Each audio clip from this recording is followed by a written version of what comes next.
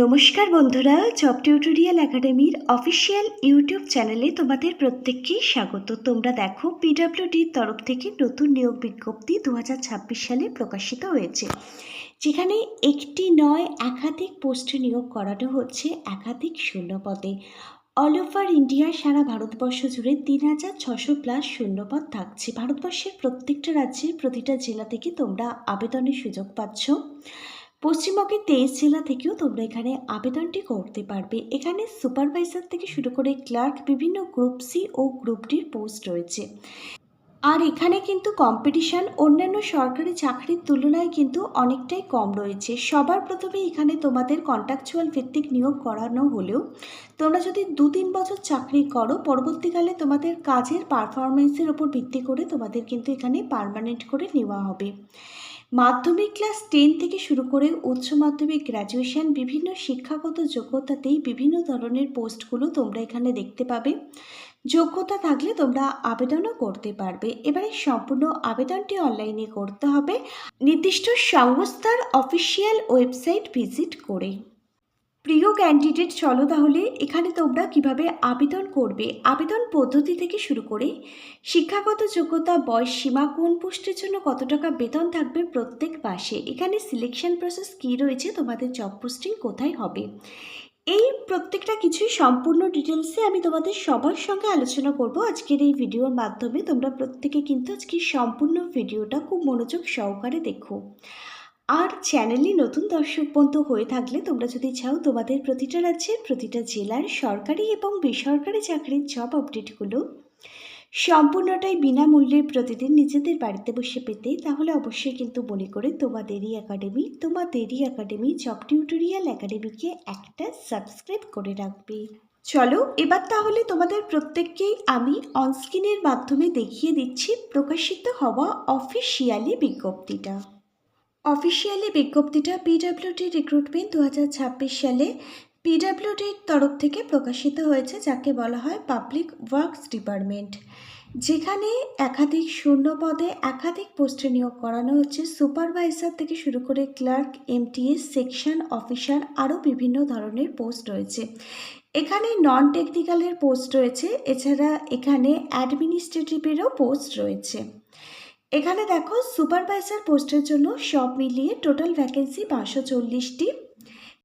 21 থেকে 38 বছরের মধ্যে যদি তোমার বয়স হয়ে থাকে তুমি আবেদন করতে পারবে সুপারভাইজার পোস্টের জন্য। দ্বিতীয় পোস্ট হচ্ছে ক্লার্ক, এখানে এলডিসি লোয়ার ডিভিশন ক্লার্ক এবং ইউডিসি আপার ডিভিশন ক্লার্ক, দু ধরনেরই ক্লারিক্যাল পোস্ট রয়েছে। অল ওভার ইন্ডিয়া জুড়ে এখানে 1260টি ভ্যাকেন্সি রয়েছে।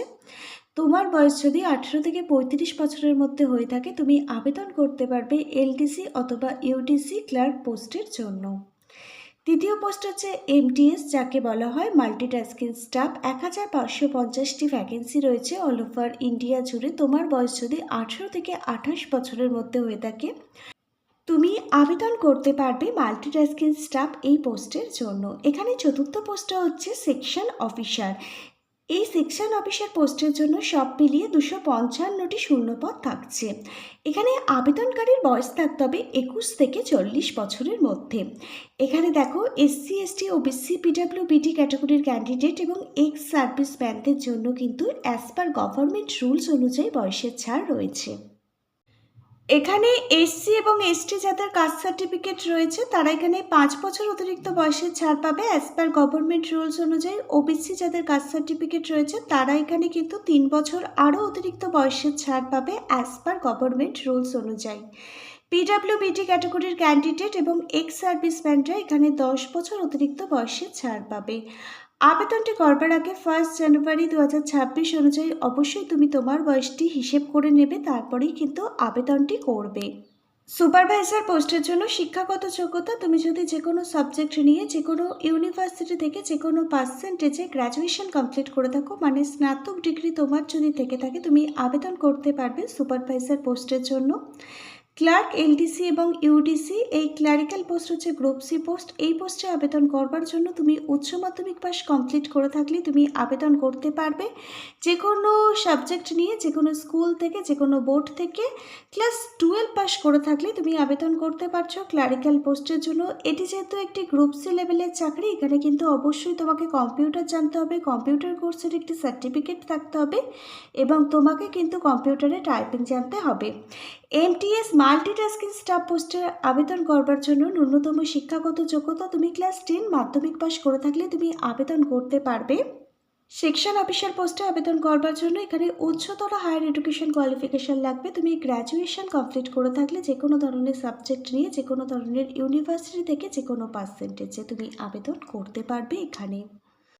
এখানে আরও বিভিন্ন ধরনের পোস্ট রয়েছে। এখানে জুনিয়র ইঞ্জিনিয়ারের পোস্ট রয়েছে। এই পোস্টে আবেদন করবার জন্য তুমি ডিপ্লোমা অথবা তুমি যদি ইঞ্জিনিয়ারিংয়ের ওপরে ডিগ্রি কোর্স কমপ্লিট করে থাকো আবেদন করতে পারবে। এখানে অ্যাসিস্ট্যান্ট ইঞ্জিনিয়ারের পোস্ট রয়েছে। তুমি যদি BE BTech in relevant engineering course complete করে থাকো আবেদন করতে পারবে।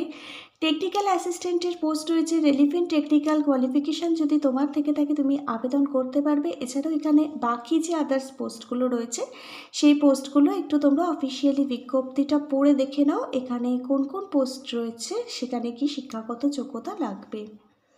এবারে আসা যাক সিলেকশন প্রসেস অর্থাৎ নিয়োগ প্রক্রিয়ার প্রসঙ্গে। সবার প্রথমে তোমাদের রিটেন এক্সাম, লিখিত পরীক্ষা দিতে হবে। এখানে টেকনিক্যালের যে পোস্টগুলো রয়েছে, ইঞ্জিনিয়ারিংয়ের যে পোস্ট রয়েছে সেখানে টেকনিক্যাল সাবজেক্ট ইঞ্জিনিয়ারিং কনসেপ্ট থেকে প্রশ্ন আসবে। এখানে দেখো জিকে, জেনারেল নলেজ থেকে, history, geography, culture, Indian and current affairs থেকে কিন্তু প্রশ্ন আসবে। রিজনিং থেকে এখানে প্রশ্ন আসবে, জেনারেল সায়েন্স থেকে এখানে প্রশ্ন আসবে। প্রত্যেকটা বিষয়ের জন্য গুরুত্বপূর্ণ বইগুলো আমি ট্যাগ করে দিচ্ছি। প্রতিটা বইয়ের লিঙ্ক পেয়ে যাবে ভিডিও ঠিক নিচের থাকা ডেসক্রিপশন বক্সে। এখন থেকে এই বইগুলো থেকে প্রিপারেশান নেওয়া আরম্ভ করে দাও যারা এখানে আবেদন করবে। লিখিত পরীক্ষায় পাশ করে গেলে তোমাদের ডাকা হবে ডকুমেন্ট ভেরিফিকেশনের জন্য। সেই টাইমে ইন্টারভিউ নেওয়া হবে, প্রত্যেকটা অরিজিনাল ডকুমেন্ট ভেরিফিকেশান করা হবে। তারপর তোমাদের নামের ফাইনাল মেরিট লিস্ট প্রকাশিত হয়ে যাবে অফিসিয়াল ওয়েবসাইটে।